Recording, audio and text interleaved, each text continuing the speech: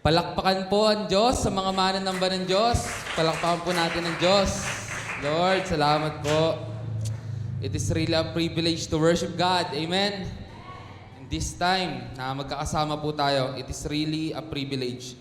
Mahalaga po bilang mananampalataya na marunong po talaga tayo sumamba. Mahalaga po bilang mananampalataya na alam po natin kung ano po ang tunay na pagsamba sapagkat yan po talaga yung calling po natin, ang sumamba sa Diyos. Amen po ba? Yan po talaga yung calling natin, yung sumamba sa Diyos. Yan din po yung magbibigay sa atin ng fulfillment sa ating buhay kung matututunan po nating sambahin ang ating Diyos. Yung mga naunang tao, ramdam nila may emptiness sa sarili nila eh. Kaya kailangan nilang sumamba. Kagaya niyan, nakikita nila yung araw, yun na yung sinamba nila. Kala nila yun yung Diyos. Diba? Wala pa nagtuturo sa kanila noon ng relihiyon. No? Sinamba nila yung malalaking puno, yung mga buwan, yung mga bato. Meron talaga, ang tendency talaga ng tao humanap ng sasambahin. No? Kasi meron talaga emptiness sa puso niya na ang makakapulpil lang is yung kanyang creator. Yan. Kaya salamat sa Panginoon sa umaga pong ito na muli may pagkakataon po ulit tayo mag-aral ng salita ng Diyos patungkol sa worship. Hallelujah. Tungkol sa worship na sobrang lalim po kasi talaga ng worship. At masabi ko para sa akin sarili, hindi po ako expert sa worship. Hindi po ako, yan, pwede natin tanongin sila Kuya Jim, yung mga song leader natin. Pero ako po personally, lula po ako talaga sa worship, pagdating sa worship. Masarap po gawin ng pagsamba, pero never ka magiging expert sa pagsamba. Amen? Hindi ka magiging expert sa pagsamba. Kahit gaano kaganda boss natin, gaano kahusay yung talento natin, hindi po tayo magiging expert sa pagsamba. Kaya dapat lagi po natin siyang pinapractice. Yan, nagiging joy lang po natin yung pagsamba, no? Noong nakaraang linggo po, pinag-aralan natin patungkol sa wanted true worshiper. Sino magsabi ngayon na, Pastor, kasama po ako sa true worshiper. Amen? Pastor, gusto ko po maging kasama sa true worshiper. Kailangan po talaga natin yan. Na tayo po ay maging true worshiper sapagkat kung hindi po tayo true worshiper, wala rin pong saysay yung ating pong ginagawa. No? Kaya sa umaga pong ito, lapit po tayo sa Diyos. Maaari po ba tayong tumayo?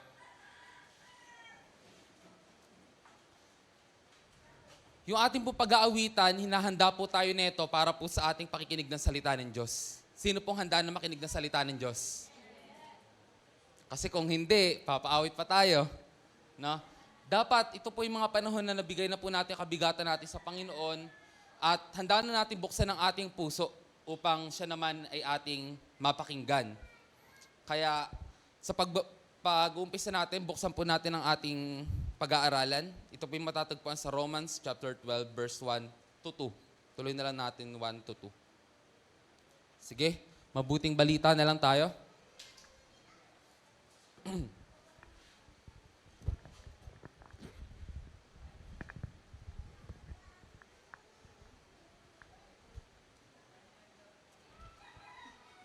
Ayan, salamat.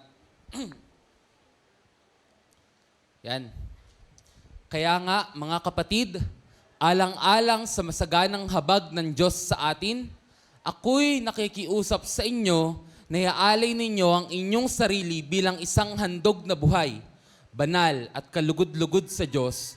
Ito ang karapat-dapat na pagsamba ninyo sa Diyos. Huwag kayong makiayon sa takbo ng mundong ito. Sa halip, hayaan ninyong baguhin ng Diyos ang inyong pag-iisip upang maunawaan ninyo ang kanyang kalooban. Sa gayon, magagawa ninyo kung ano ang mabuti, kalugod-lugod at ganap na kalooban ng Diyos. Let's pray.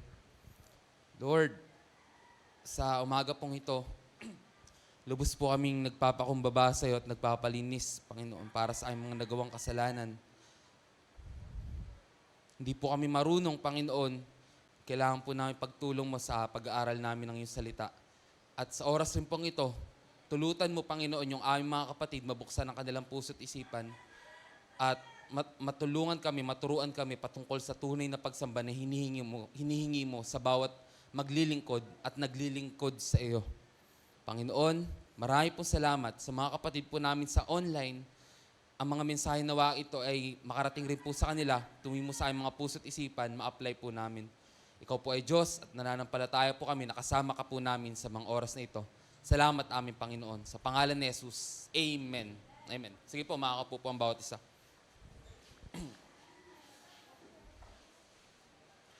Worship is a living sacrifice. Yan. Dalawang main point lang po ang ating pag-aaralan. Patungkol po sa pagsambang ng haing buhay, why living sacrifice, and worship using our life. Bakit nga po ba ang living sacrifice ay tinutukoy or tinuturing na banal, katanggap-tanggap, at matuwid na pagsamba natin sa Diyos?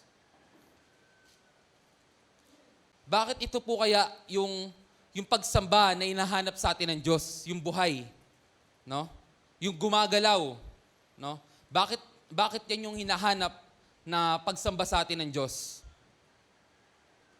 Kanina, di ba, sa VTR natin, video transition yata ibig sabihin nun. VTR, video transition. Yan. Hinulaan ko lang yun. Ayan. Sinasabi doon ng mga kapatid natin, no, na it is our daily routine. No? Yung pagsamba, kala ko dati, pagtugtog ng drums, sabi ni Kuya PJ, yung pagsamba, kala ko pag-awit, pwede ako sumamba nakaluhod, nakataas yung kamay, umiiyak. Pero natutunan ko, sabi rin ni Kuya Darwin, na ang pagsamba ay yung buhay natin. Ano po ba yung daily routine natin outside Sunday?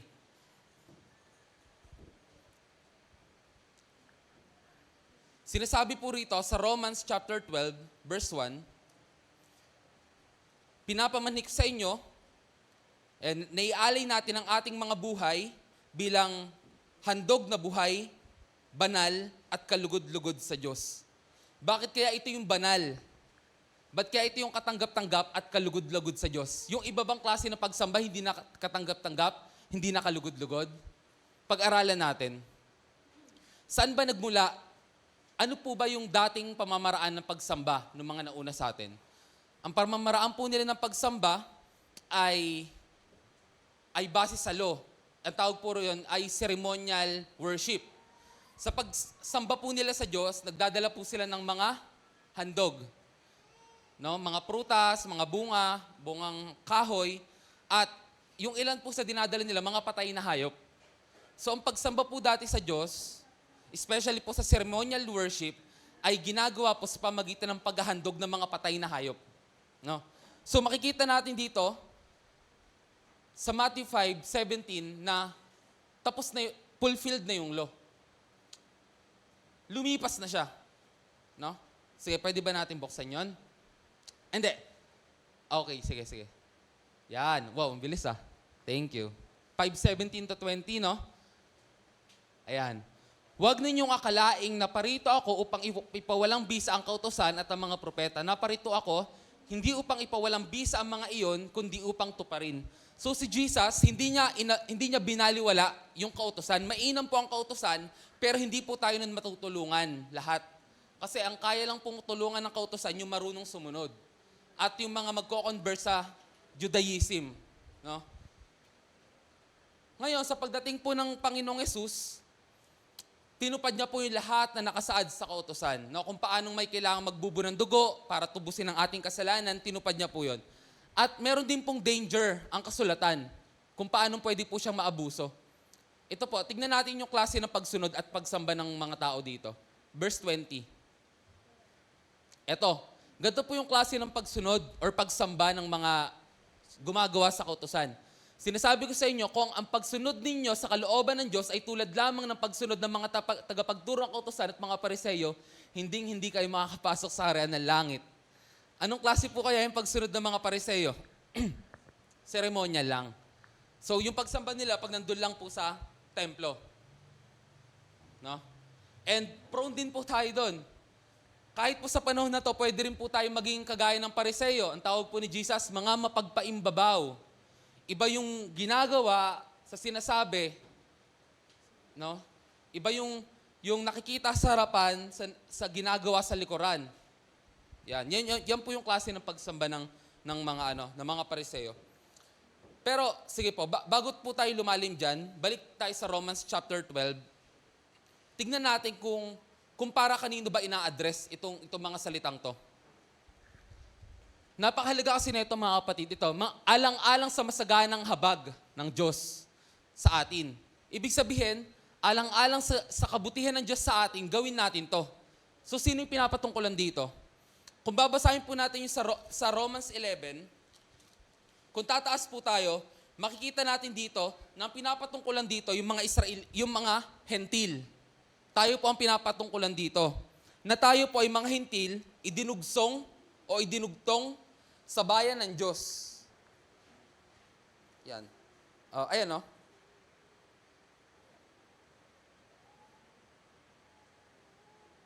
Sa verse 23. 11 verse 23.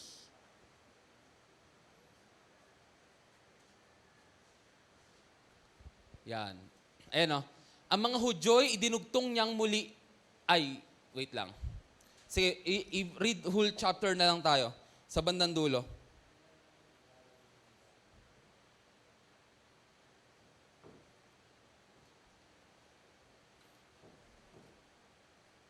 Yan, 22 eh. 22 to 23. Sige, 22 tayo. Yan. Okay. Dito'y nakikita natin ang kabutihan at kabagsikan ng Diyos. Naging mabagsik siya sa mga hindi sumasampalataya sa Kanya. Subalit, naging mabuti siya sa inyo. Ang tinutukoy po rito, mga hintil to. Kung mananatili kayo sa Kanyang kabutihan, kung hindi kayo may puputulin din. No? Tapos tinukoy niya bigla yung mga Hudyo. So, yung mga Romans po, hintil po sila. Kagaya rin po natin. No? Hintil din po sila. Na tayo, dahil sa pagsuway po ng mga Hudyo, idinugtong po tayo sa branch. Idinugtong po tayo nakatanggap rin po tayo ng biyaya ng Diyos. No? Kaya yung panawagan po ni Pablo, sabi niya sa Romans chapter 12, kaya nga, no, alang-alang sa masaganang habag ng Diyos, ialin niyo yung buhay niyo. Kasi, yung grace po na na-receive natin, hindi po natin yung deserve. Pero kaya dahil sa kabutihan ng Diyos, ialay po natin yung buhay natin bilang buhay, banal, nakarapat-dapat na pagsamba natin sa Diyos. Yan. Amen po ba? Malinaw na po, no? Kung para kanino po ito. So, sobrang bigat po ng pagkakasabi rito ni Pablo na para nakikiusap siya, pakiusap mga kapatid, alang-alang sa kabutihan na natanggap natin sa Diyos, ialay na naman natin yung buhay natin sa Kanya. Yun yung parang ibig niya sabihin. Yan. Sige, balik tayo sa ating pag-aaral. Sa ating mga main points. Ay, nasa introduction pa lang ba tayo? Ayan na. Nasa introduction lang pala kanina, no? Sarap na ako, no? Yan, dito na tayo. Yan, sige. Yan, the law has been fulfilled, no? Na-fulfilled na po yung kautusan. Ibig sabihin, kung tapos na po yung kautusan, may bagong binigay na kautusan. New Testament na po. Yung law of Christ. Law of Christ na po. Nasa grace po tayo ngayon. No, sabi sa John chapter 1. Sige, para ma-sure tayo. Na sa pamagitan ni Moises, dumating ang kautusan, no? Pero sa pamagitan ni Jesus, dumating ang katotohanan at ang biyaya. Ayan, no?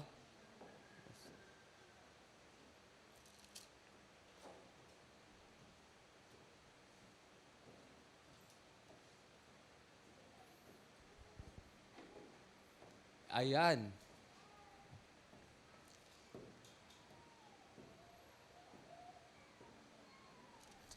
Sige. Tuloy natin sa main points.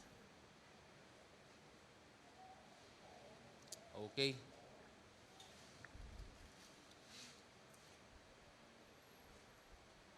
Okay.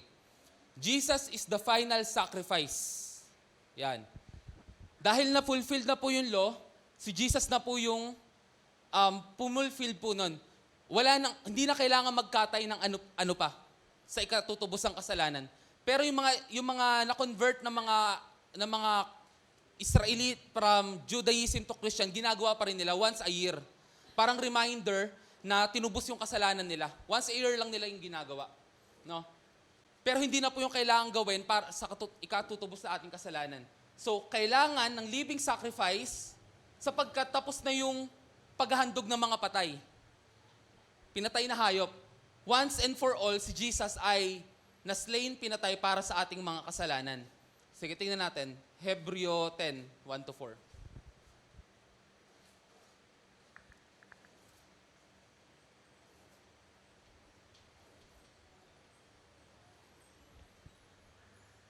Yan. Ito, may kita natin. Ang kautusan ay anino lamang at hindi lubos na naglalarawan ng mabuting bagay na darating. Yung kautusan po, foreshadowing lang po siya ng mangyayari pa. Halimbawa, yung itsura po ng courtyard, mula sa courtyard, papunta sa holy place, to the Holy of Holies, pinapakita po yun ng templo po ng Diyos sa langit.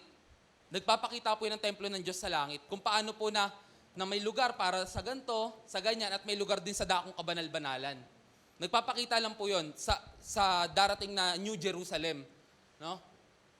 At naglalarawan din ito ng mga bagay na darating kung paanong nung panahon nila Eva at Adan, di ba pinatay yung may pinatay na hayop para idamit kila Eva at Adan?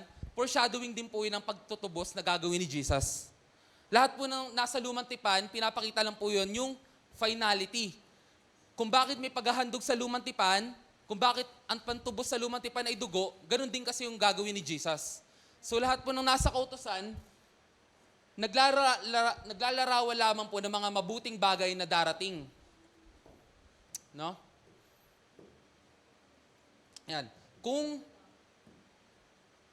hindi ito nagpapabanal sa mga lumalapit sa Diyos sa pamagitan ng mga handog na inaalay taon-taon. Kung napatawad na nga ang mga lumalapit sa Diyos sa pamagitan ng ganung mga handog, wala na silang alalahanin patungkol sa kanilang mga kasalanan at hindi na sila kailangan mag-alay pang muli. Kung tunay nga na nakakatubos po ng kasalanan yon, dapat isang beses lang nila ginagawa, ginagawa po nila lagi. No? Ayan.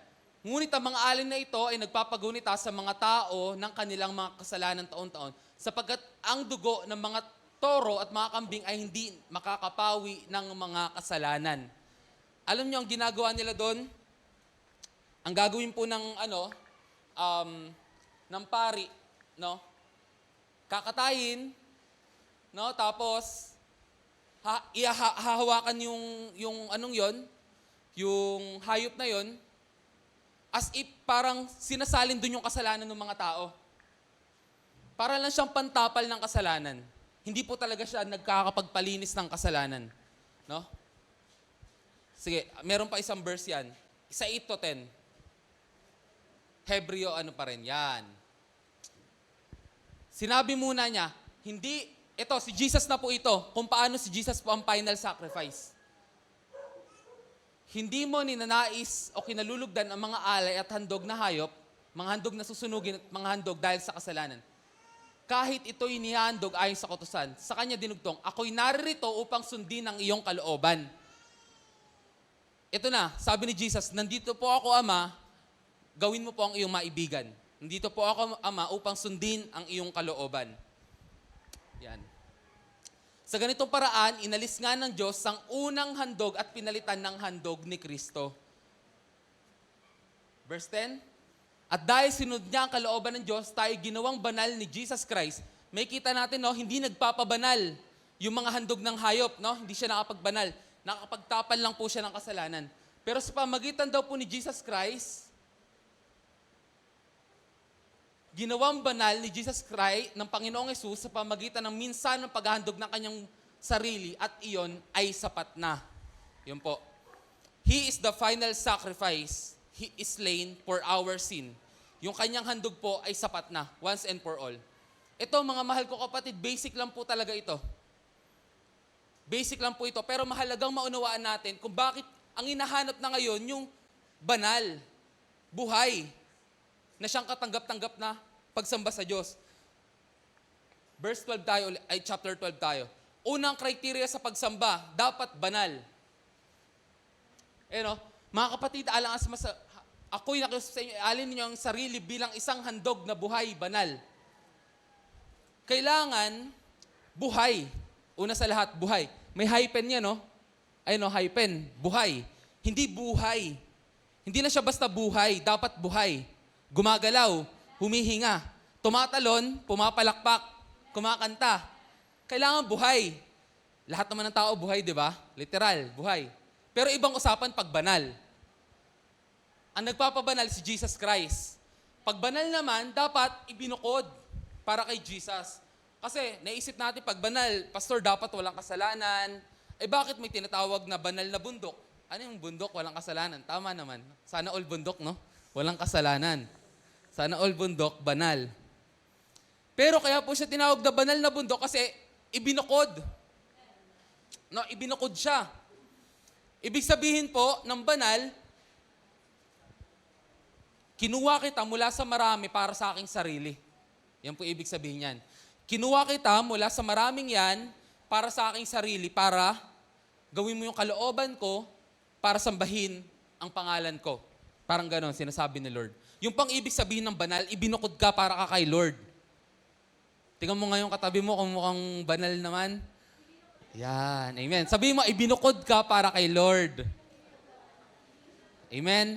Hindi ka ibinukod para sa jowa mo or asawa mo, para ka kay Lord, sa totoo lang. Yan. Kailangan, ayan, buhay, banal, at kalugod-lugod sa Diyos. No? Ito ang ito na, acceptable. Sabi kasi rito, holy, acceptable. Yung mga handog na patay, yung mga handog na hindi banal, hindi binukod, hindi po siya acceptable. No? Hindi po siya yung acceptable and reasonable. Sa English translation po kasi dyan is acceptable and reasonable. Yung katanggap-tanggap na pagsamba, reasonable na pagsamba. Yan po yung English translation yan. Sa Tagalog po, na siyang karapat-dapat na pagsamba natin sa Diyos. Ibig sabihin, God won't accept a worship na less than that. Excuse me. Ito, sabi ni David sa Psalm 6, 5-6. Tingnan natin, kung bakit kailangan buhay. Psalm 6, 5-6. Yan, awit 6, verse 5-6. Okay. Ito, kapag ako ay namatay, di na kita maaalala. Sa daigdig ng mga patay, sinong sa iyo'y sasamba? Paano makakasamba pa yung patay? Yan yung sabi niya. Paano pa maaawit yung mga awitin ng Panginoon pag patay na? Pinanghina ko nitong aking karamdaman, gabi-gabi basa ang luha, itong aking higaan, binabaha na sa kaiiyak, itong aking tulugan. Ito yung time na lugmok po talaga siya sa mga awitin na ito. Pero may mga scholar din po nagsabi na ito po ay foreshadowing din po ng paghihirap ni Jesus. Itong klaseng awitin na to. Yan. Ibig sabihin, sa lugar ng mga patay, sinong sasamba doon kay Lord ng katanggap-tanggap? Wala na pong katanggap-tanggap na pagsamba doon. Amen po ba? Alam nyo, sa lugar ng mga patay, sa impyerno, sa Gehenna, sa abyss, yan po ang mga tawag nila dyan, marami po dyan umiiyak araw at gabi. Pero hindi tinatanggap yan. Kung bagbag na puso at damdamin lang yon, naku po, sobrang bagbag talaga ang puso at damdamin nila. Kagaya nung sa kay Lazaro at mayaman. Sabi niya, Panginoon, padala niyo po yung mga kapatid ko po nang mag-share sa kanila ng Word of God. Meron pa po ako 5 kapatid. Ayoko po silang mapunta rito. Pero sa mga panahon po na yon, wala na pong katanggap-tanggap na pagsamba sa lugar ng mga patay. No? Yun po ang sabi ni David dyan. Kaya, sa mga oras po na ito, sa mga panahon po na ito, ang hinihingi po ng Diyos ay haing buhay. Handog po na buhay, gumagalaw. Kaya pag praise and worship natin, wag naman tayo ganun lang. Na? Ganun lang. Ano ba yung mga kanta natin kanina? May sayo dyan sila Ate Janela, saka sila Ate April No? Dakila, mga ganun, no? Luwalhati, hallelujah. Wag naman. Mga ganun, no? Well, ang worship naman po, kagaya po sa pinag-aralan natin, no, sa Espiritu at Katotohanan, it is a personal, no, relationship natin sa Panginoon. Pero dagdagan naman natin ang buhay para kay Lord. Kasi sabi, yun yung reasonable na pagsamba, gumagalaw, buhay. No?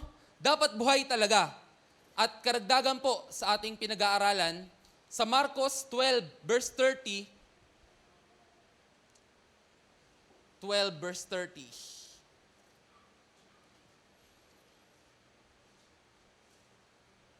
Yan.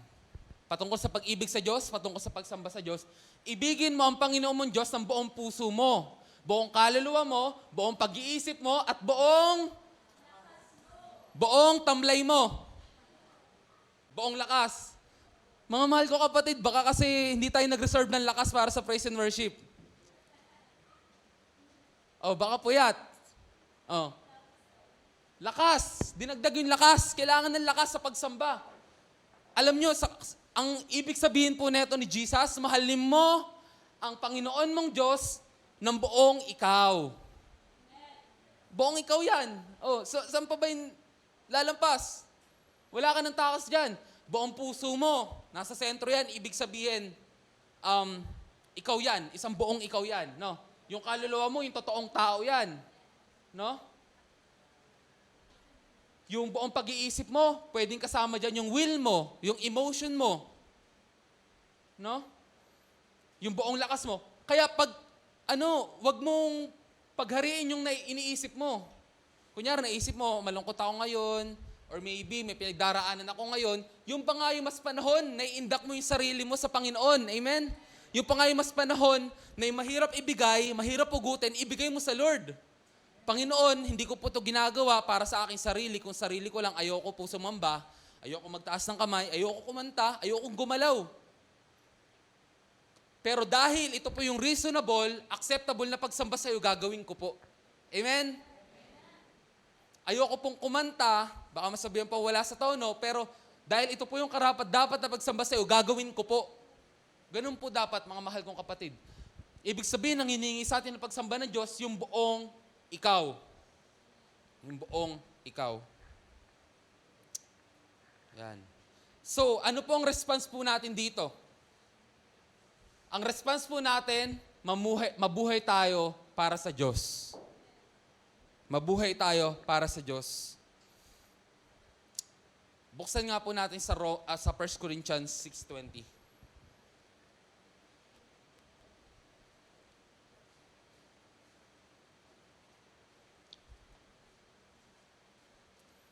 Yan.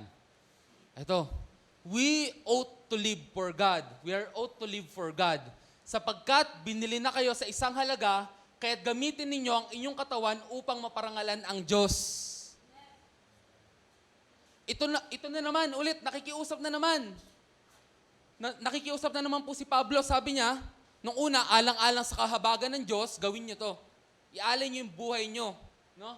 Ngayon, dahil binili na kayo ng Diyos sa iisang halaga, gamitin nyo or ialay ninyo ang inyong katawan upang maparangalan ang Diyos. Upang maging kagamit-gamit sa Diyos. Ibig sabihin pala, yung mga tinatawag po na banal at buhay na sumasamba sa Diyos, pagmamay-ari ng Diyos. Yung katawan po natin, pagmamay-ari ng Diyos.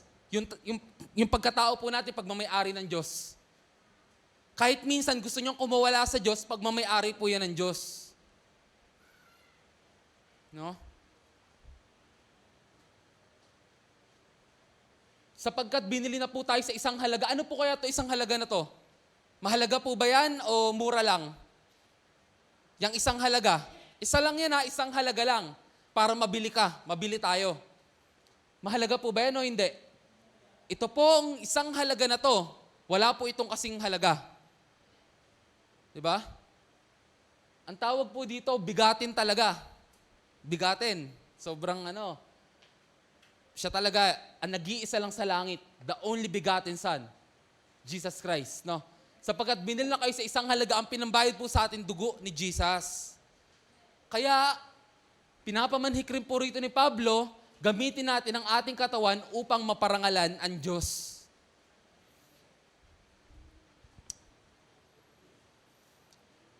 ang ating buhay. Naalala ko, may isa akong nabasa. Di ko alam na, ikwento ko na rin siguro sa inyo to. Mahilig ako sa kwento na to. Sino yung mga nagko-commute? Taas kamay. Mga nagko-commute. O yung mga cute. Mga cute lang. Mga cute lang. Commute. Yan. Naging cute. Yan.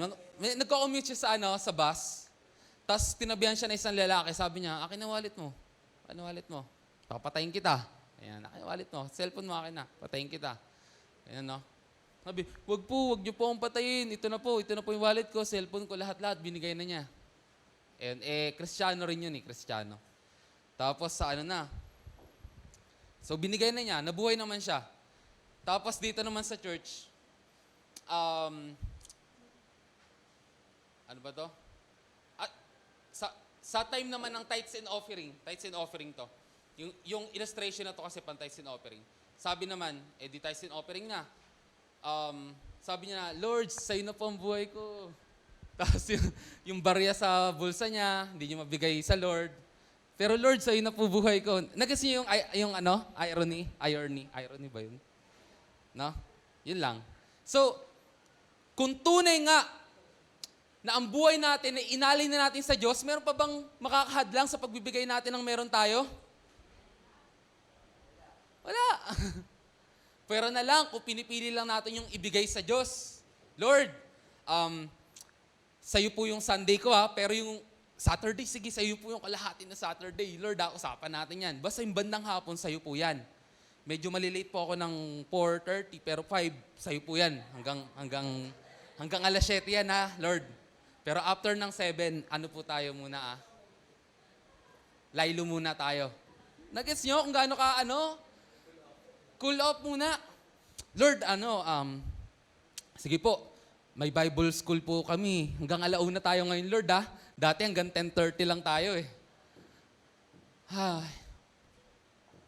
Kung tunay nga po na inaalay natin ang buhay natin sa Panginoon, meron po bang makakahadlang upang ibigay natin ang lahat ng nasa atin? Wala po dapat. Kung tunay nga po na binigay na po natin ang lahat sa Panginoon, yung isipan natin, pinapasakop natin sa Panginoon, yung pangarap natin, pinapahawak natin sa Panginoon, yung buhay natin, pinapahawak natin sa Panginoon, lahat-lahat dapat. Sapagkat yung pong ibig sabihin, na ialay natin ang ating buhay.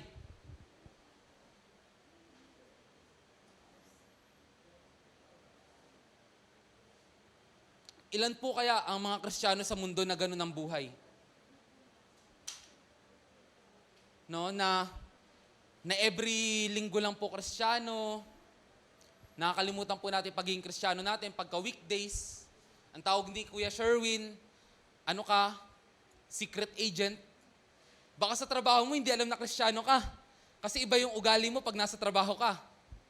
Baka sa school hindi alam na Kristiyano ka kasi iba yung ugali mo pag nasa school ka. O kaya baka hindi pa rin natin madali yung mga magulang natin, kapatid natin, dahil hindi naman po halata na Kristiyano tayo. Mga kabataan, sa paghugas sa pinggan, sa pagpo at opo, mga mahal ko kapatid, ang pagsamba yung ginagawa po natin araw-araw.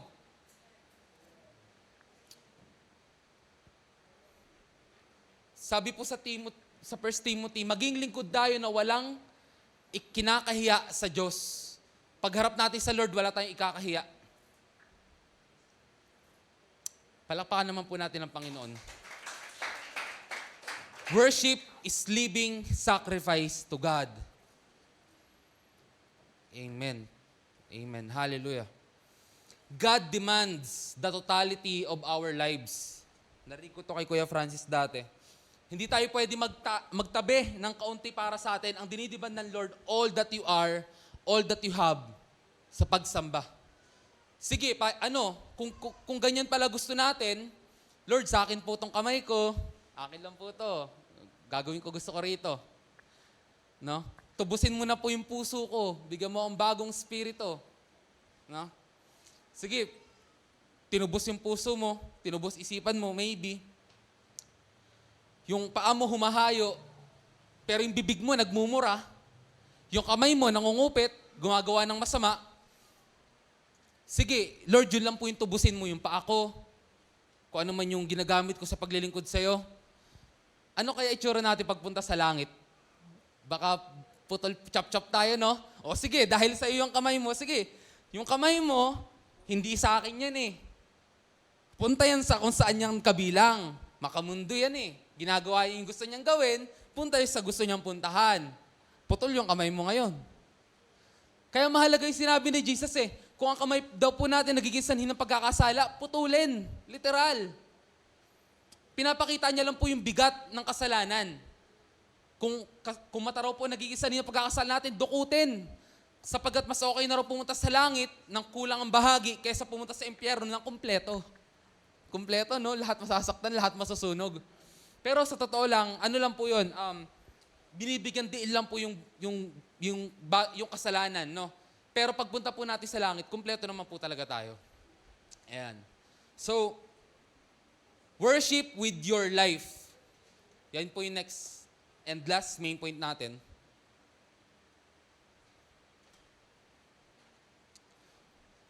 Worship with your life. Ang pagsamba ay haing buhay, ang pagsamba ay alay buhay, hindi hanap buhay, no? Bakit, Pastor, bakit kailangan natin sumamba gamit ang buhay natin? Sapagkat hindi naman tayo makakasamba gamit ang buhay ng iba.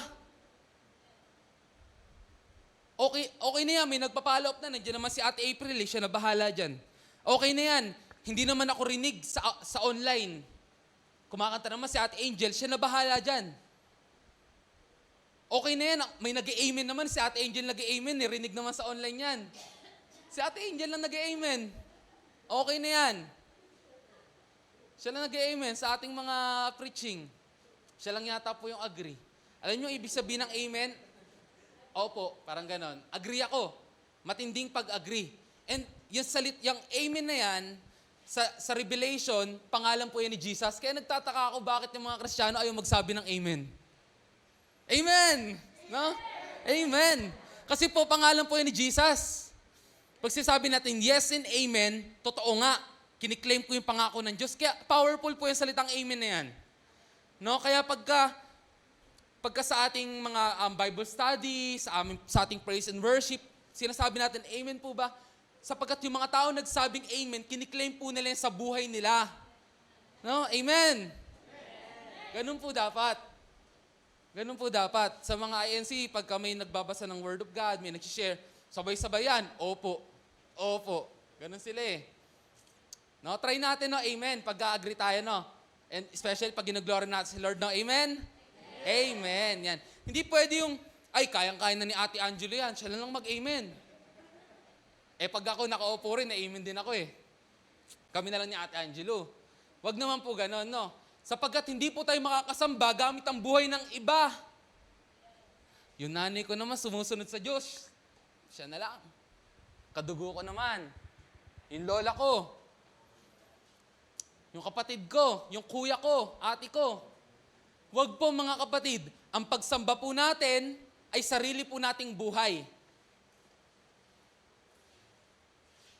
Ang pagsamba po natin ay sarili nating buhay. Yan. So, paano po sumamba? Specifically sa verse po sa chapter po na ito. Ang tinuturo po sa atin dito ang pamamaraan ng pagsamba ay huwag umayon sa kalakaran ng mundong ito. Sige. Do not be conformed to the patterns of this world, but be transformed by the renewing of our minds. Do not be conformed, be transformed. Pag sinabing conformed, para kang nasa hulmahan. Pag may hulmang ganyan, tapos may nilagay ka dyang harina, may nilagay kang tubig, humuhulma. So, nako-conform siya. Nahuhulma siya based sa pinaghuhulmahan. Mga kapatid, ang pinaghuhulmahan po natin ay ang mundo. At ang mundo ay marumi. Ang mundo ay madilim. Kung tayo po ay magko-conform sa mundo, ang ating pananampalataya ay makokompormiso. Amen?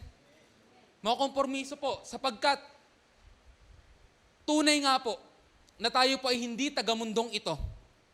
Tayo po ay, ang tawag ay sojourners or mga dayuhan lamang po sa mundong ito. Kaya wag po tayong mag-enjoy sa mga bagay sa mundong ito. Yan, do not be conformed, but be transformed by the renewing of our minds. Sige, tingnan natin sa Romans 12. Yan. Huwag tayong or kayong makiayos sa takbo ng mundong ito. Sa halip, hayaan ninyong baguhin ng Diyos ang inyong pag-iisip upang maunawaan ninyo ang kalooban ng Diyos. Ang sabi sa salita ng Diyos, ang pakikipagkaibigan sa mundo ay pakikipag-away sa Ama. Ang pakikipagkaibigan sa mundo ay pakikipag-away sa Diyos. Sinong gusto mong kakampi? Ang mundo o ang Diyos? Kung panig tayo sa Diyos, sabi ng Diyos, kung ikaw ay panig sa akin, kung tayo ay panig sa Kanya, sino ang laban sa atin?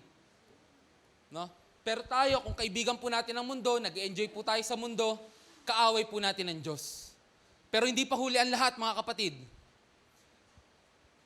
Inuutosan tayo ng salita ng Diyos na wag na po tayong makiayos sa takbo ng mundong ito. Kung ang goal ng mundong ito ay tungkol sa lapi, tungkol sa mga bagay na material, tungkol sa mga bagay na pansamantala, tignan po natin kung ano po ba yung kalooban ng Diyos. Ano po ba, iba na po talaga yung panahon ngayon. Ang goal po nung panahon dati, iba po sa panahon ngayon. Pansinin po natin sa goal po ng mundo. Yung goal po dati, panahon po ng ating mga magulang, ang goal lang po nila, kumain na 3 beses isang araw, mapag-aral yung mga anak, ma-manage yung mga pinapa-manage sa kanila, yun lang po. Pero, ang mundo po nagbabago. Gusto na po ng mga dahil sa papanood po na social media, gusto na rin po natin ng lagi ng mga travel, no? Gusto na rin po natin ng mga magandang sakyan, mga bahay. Nagkakaroon na po, yun po ini-input sa atin ng mundo, sa totoo lang. Marketing din po yan yung pagkakaroon ng bahay. Ang tawag po nila dyan, the American Dream. No? Sa ngalan ng pagkakaroon ng sariling bahay, yung mga tao po pasok sa 30 years na pagkakautang, no, sa pag-ibig. Pero kung titignan nyo yung interest yan, kalahati. Pero 30 years mo naman babayaran, pero kalahati. Grabe naman. Sobrang laki po ng Yan po, part pa rin po yan ng marketing. Ini-input po yan ng mga matataas na tao sa mundo. Ngayon, mag-pray tayo. Panginoon, ano po ba yung kalooban mo? Siyempre, may tinatawag si Lord na general will. Kung ano yung pangkalahatan niyang kalooban. Na ang tao ay mamuhay ng ganap at kasiyasiya. No? Na ang tao ay sumunod sa Kanya, sumamba sa Kanya. Pero may tinatawag rin pong specific will of God sa buhay natin. Na pag wala ka, hindi yun magaganapan. Amen po ba? Yun yung ipag-pray natin. Panginoon, ano po ba yung specific will mo sa buhay ko? Ano po ba yung bagay na pinapagawa mo sa akin? Yun po yung kailangan natin gawin. Nung panahon ni Jesus, ano ba yung success para kay Jesus? Ang success ba sa Kanya? Magkaroon ng maraming followers? Ang success ba sa Kanya? Ma-feature sa isang palabas or YouTube or something? Maging viral? Ang goal ba niya magkaroon ng sariling bahay? Hindi, wala siyang bahay, natutuluyan. Yung pagkain niya, paulit-ulit. Yung inalagaan niya, tinatwa pa siya. Ano bang goal natin? Magkaroon ng mga solid na kaibigan? Magkaroon ng magagaling na network? Magkaroon ng bahay? Ano po ba? Nung panahon po ni Jesus, alam niyo kung anong goal niya? Sundin yung kalooban na nagsugo sa Kanya. Para kay Jesus, anak ng Diyos, yun po yung success. Yung masunod, yung specific will of God sa buhay niya. Na pag hindi siya yung gumanap nun, hindi yun matutupad. Si Jesus lang po yung qualified doon. At sa oras na ito, mga mahal kong kapatid, meron pong specific will of God sa buhay natin. Nilagay yun ng Diyos mula sinapupunan para sa'yo lang yan. Kung hindi ka mamamatay, lalago at mamumunga, hindi yan magaganapan. Kung ikaw mawawala, tatalikod, hindi yan magaganapan. Mababakante yan. May papalit, pero hindi kagaya ng ganap mo. Amen po ba? Maniwala po tayo na meron pong tinatawag na specific will of God sa buhay natin. Yes and amen. Tinawag tayo na maging husband, maging wife, maging anak, maging magulang, pero higit pa po dyan yung pagkatawag sa atin ng Panginoon. Para sa mga magulang, specific will of God sa iyo bilang tatay, ilid mo yung pamilya mo sa Diyos. Bilang kabataan, ang general will ng Lord sa buhay mo bilang kabataan, mag-aral ka, igalang mo ang magulang mo, sundin mo ang magulang mo. Yan po yung mga tinatawag na mga specific, ay na mga general. Pero ano yung specific? Ano ba yung calling mo? Ano ba yung gifts na meron ka? Yan po yung tinatawag na specific will of God sa buhay mo. And binabanggit rin po yan sa Romans 12. Sige, punta tayo sa natin, sa may slide. Ito po, mga mahal ko kapatid, nasa same main point pa rin po tayo. Same chapter pa rin. At ang tinutukoy dito patungkol sa pagsamba gamit ang ating buhay. No? Ayan, worship is using our unique gifts and calling. Ibig sabihin, pag ginaganapan mo yung role mo bilang isang prayer warrior, pag ginaganapan mo yung role mo bilang isang dancer maybe, or kung ano man specific mo, prophesying kung isa kang prophet, ministering kung isa kang minister. Ibig sabihin, ito yung mga lay ministers, ito yung ginaganapan natin sa treasurer, no? Mga deacons po yan. And maybe sa mga bata, pagtuturo natin, no? Kung ginaganapan natin pag-exhortation, ibig sabihin yung pagpapalakas ng loob. Meron po rito sa church, magaling magpalakas ng loob kahit mabigat yung sasabihin, kunyari paniningil ng pera or something like, may ambagan, or later sa church building, mag-aambagan tayo sa church building, okay lang po ba? Amen, no? Exhortation po yan, hindi po ako magaling dyan masyado. Yan po, encouragement, may ganyan po, gift of encouragement. Yan, gift of giving, yung meron talaga po siyang puso sa pagbibigay. Pag hindi po natin ginanapan, hindi po natin nagaganapan yung specific will of God or specific calling ng Lord sa buhay natin. Ayan.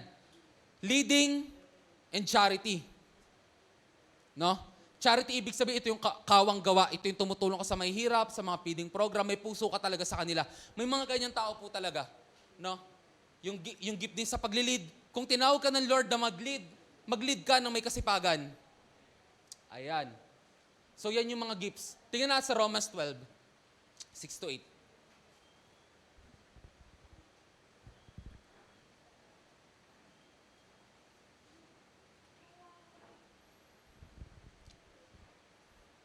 Yan. Tumanggap tayo sa Diyos, tayo ng iba't ibang kaloob, ayon sa kagandahang loob ng Diyos, kaya't gamitin natin ang kaloob na iyan. Bawat isa po sa atin, may tinanggap po na kaloob galing sa Diyos. Kasabay po yan nung tinanggap natin ng Holy Spirit. Kasabay po yan nung bumukal po sa atin ng pananampalataya, tumanggap po tayo ng mga kaloob sa Diyos. At kailangan po natin gamitin ang kaloob na iyan. Paano po yan magagamit?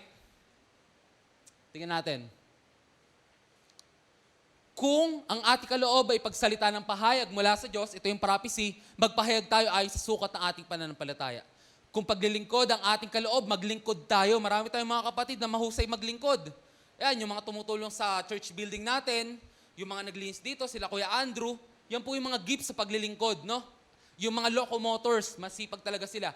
So, ayan. Gamitin natin sa paglilingkod yan. Magturo ang tumanggap ng kaloob sa pagtuturo.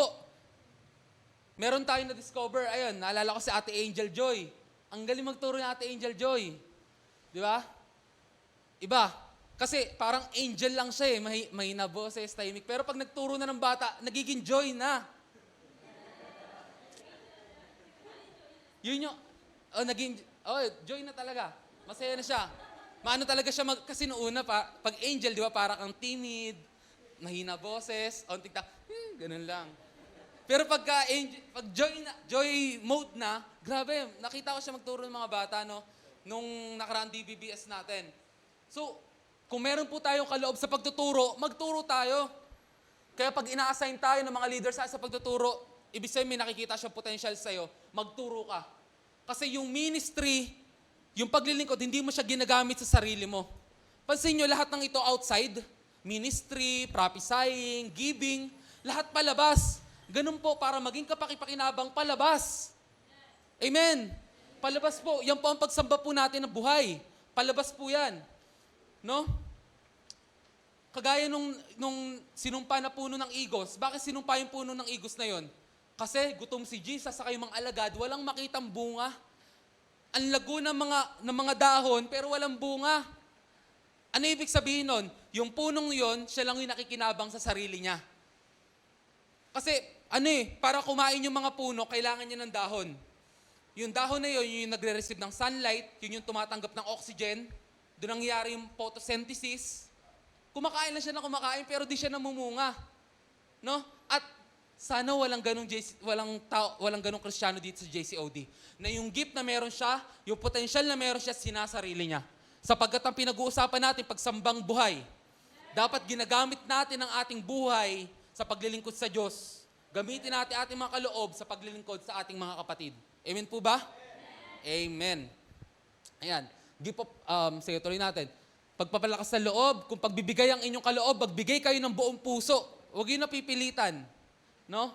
May mga gantong tao po talaga at pinagpapala po itong mga taong to. And, ayun no? Amen. May kinlaim na nung isa doon. Alam nyo mga kapatid, naging noong dati, estudyante pa lang ako. Di ko alam kung ano yung pumasok sa akin, pero sabi ko, Lord, ako po ang, estudyante pa naman ako neto dati. Sabi ko, Lord, ako po yung magiging pinakamalaking tithes giver sa JCOD. Goal ko yan.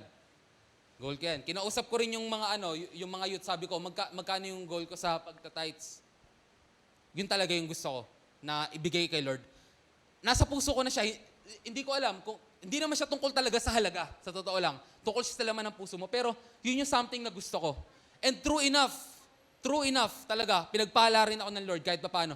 And tanda ko noon, for context lang din, meron akong na-receive na mahabang effects ng gitara. Bassist ako, bagong bass lang ako. Bali yung bass ko, tinrade ko sa effects. No? And may lumapit sa akin, sabi niya, nakita ko yung sa panaginip, sa akin yan. Grabe siya. So, sa kanya nga talaga, sabi ko, wala man ng paggagamitan eh. So, binigay ko nga sa kanya. And nag-declare siya ng blessing sa buhay ko. True enough, pinagpala rin talaga ako ng Panginoon. Grabe, ang gift po ng mga givers, habang mas nagbibigay sila, mas lalo silang pinagpapala ng Panginoon. Kung wala silang maibibigay, si Lord pa rin nagbibigay nung ibibigay nila. Yan po yung gift ng mga givers, no? Ayan. Kung sa pamumuno naman, mamuno kayo ng buong sikap. Kung pagkakawang gawa ang inyong kaloob, gawin iyan ng buong galak. Ito namang kawang gawa, ito yung mga nagwo-work ng mga walang bayad. Yan po yung sa mga workers po natin na mga wala namang allowance or kung may allowance, sobrang liit lang. Yan po yun. So, by context, para tayo makasamba with our life or para magkaroon tayo ng living sacrifice, kailangan po natin gamitin yung ating gifts and calling. Amen? Ayan. So, sige, next. Main point natin. Worship is a lifestyle. Lagi po itong binabagit ng mga mentor natin, especially ni Kuya Jim. Worship to God is how you live your life in secret or in public. Yung kaninang tinapik natin towards God. Yung next po is towards one another. And finally, towards unbelievers. Again, pag-aalay ng buhay towards one another and towards unbeliever. Ibig sabihin po pala, yung pagsamba ng haing buhay is yung lahat na ikaw. Sumasamba ka sa Diyos, naglilingkod ka sa kapwa Kristiyano, naglilingkod ka rin upang maligtas din pa ang mga hindi mananampalataya. At, ayan. Our service and treatment towards one another and unbelievers is our living sacrifice to God. Ulitin ko. Our service and how we treat one another and the unbelievers is our living sacrifice to God. Yung ating paglilingkod at kung paano nating ituring ang isa't isa, maging ang di mananampalataya, ang siya nating pagsamba sa Diyos. No? May mga nadidisheartened sa mga Christian kasi sabi dun sa isang post, sa mga restaurant, hindi na nila tinatanggap yung mga Kristiyano. Or pag dumarating yung mga Kristiyano after service, no, mga tanghalian, pag darating yung mga Kristiyano sa restaurant nila, alam na nila kung paano yung treatment na gagawin nila. Kasi yung mga Kristiyano hindi naglilinis ng lamesa, rude sa mga waiter, ang takaw sa kanin, sa only rice. Ang pangit po ng nabuo na na kredibilidad ng mga Kristiyano. Well, ito naman ay sa Amerika naman po 'yon. Yung mga ganung post. Na yung mga Kristiyano, sa kanila kasi required mag-iwan ng tip. Yung mga Kristiyano, iniiwan lang 10% tip or less than that. Tapos nagno-note pa sila. Kung yung 10% okay na sa Diyos, bakit hingi ka pa ng sobra? Parang nagno-note sila ng ganon. Kasi sa mga ganung industry, 20% yung binibigay nilang tip. Kasi pipindutin mo lang yung ilang percent yung tip, kunyari 20%, then isa-swipe na yung card mo, matik na mababawas na yung 20% sa pinakabuong bill nyo. Ganun yun. So yung mga Kristiyano hindi nag-iiwan tip, hindi naglilinis, sobrang rude. Yun yung mga naiwan nating kredibilidad sa kanya, which is negative. And yung mga nakikita rin po natin mga viral posts sa Facebook na may katotohanan din naman sa mga ibang Kristiyano na pag nasa church, sumasamba, nakataas kamay, pero pagka nasa school na, wala na simbahan, nanchichismis na, naninira na. Mga mahal kong kapatid, yung pagsamba po natin, kung paano rin po natin ituring ang ibang tao. Ang pagsamba rin po natin sa Diyos, kung paano rin po natin ituring ang mga kapwa po nating Kristiyano. Yan. Nais ko pong tapusin ang pag-aaral po natin sa halimbawa ng living sacrifice ni Apostle Paul. Sa 1 Corinthians 12, verse 3. Tingnan natin yung klase ng buhay.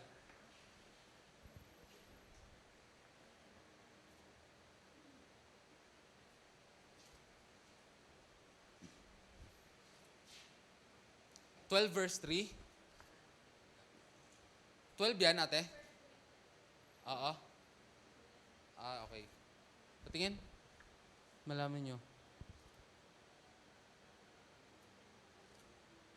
Hindi. Ano muna? Yung Romans 8:36 muna.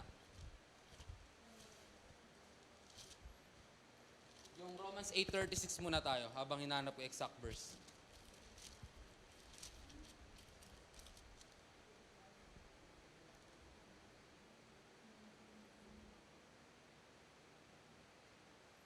Ah, 13 pala. Okay. Ayun. Ayon sa nasusulat, dahil sa inyo'y buong araw kami pinapatay, turing nila sa amin ay mga tupang kakatayin lamang. Dahil kanino? Dahil sa inyo. Dahil sa atin, no? Ang mga nagsasalita po nito, mga propeta, kasama po si Pablo. Dahil sa atin, na sineshare ng salita ng Diyos sa pinaglilingkuran nila, buong araw silang pinapatay, turing sa kanila ay mga tupang kakatayin lamang. Si Pablo mismo, namatay na po si Pablo. Binato po siya sa Iconia, binato po siya dyan, sinundan po siya ng mga Hudyo from Thessalonica nung pumunta siya sa Berea. So binato siya namatay po siya. Nung kalapatay na siya, iniwan siya. Ganun man ginagawa, iniiwan. Tapos, minsan yung nagiging mismong nicho na niya or yung palatandaan na namatay siya doon, yung mga batong nakatumpok sa kanya. Iniwan siya, then dumating yung mga mananampalataya, pinalibutan siya, nabuhay siya ulit. So, yung interpretation doon na nakaranas si Pablo ng muling pagkabuhay. Hindi siya resurrection, pero resuscitation lang. Nabuhay siya ulit. Nagkaroon ng miracle sa kanya. So namatay na siya kasi itong mga Israelita, alam nila pumatay talaga. Marunong sila bumato. Alam nilang pumatay. Kaya patay talaga si Pablo noong time na yon. And hindi lang po yan yung mga challenges sa buhay ni Pablo. Nandiyan yung habang naglalayag siya, lulubog yung bangka, natuklaw ng ahas, no? Nagtitiis ng gutom, nandiyan yung isinilid siya sa basket, tas nilaglag sa kabilang pader ng bayan para hindi siya mahanap ng mga humahanap sa kanya. Araw-araw po silang pinapatay sa pangaral ng salita ng Diyos sa paglilingkod. Ganito po ang kanyang alay buhay, haing buhay. Ito po ang tinatawag niyang living worship, no? Living sacrifice. Sige, 1 Corinthians 13 verse 3. Yan pala.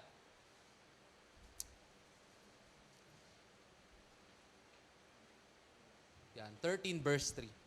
Yan, dito natin tapusin sa Pwede ba natin basahin? Sabay-sabay mga kapatid. Ready? Read.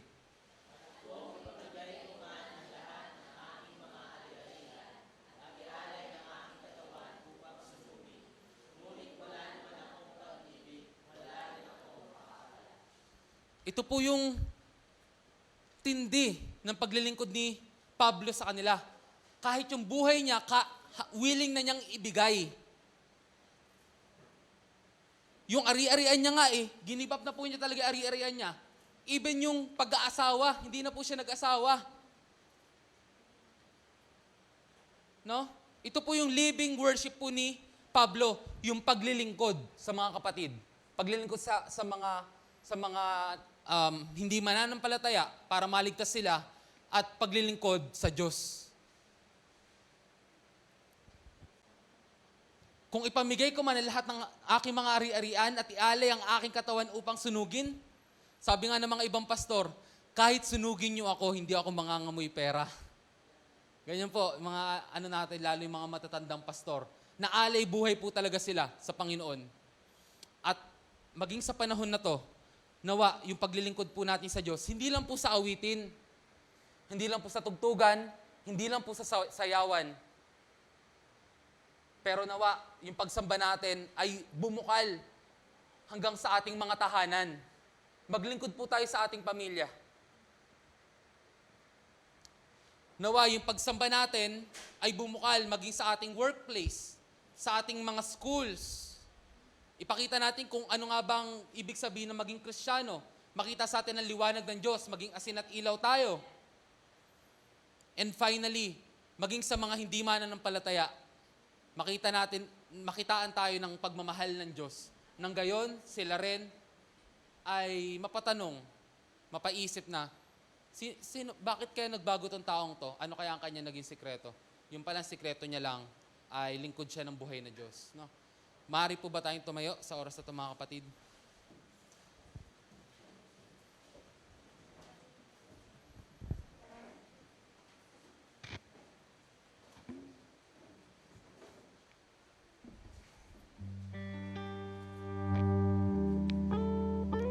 Pagdating natin sa langit, may isip natin,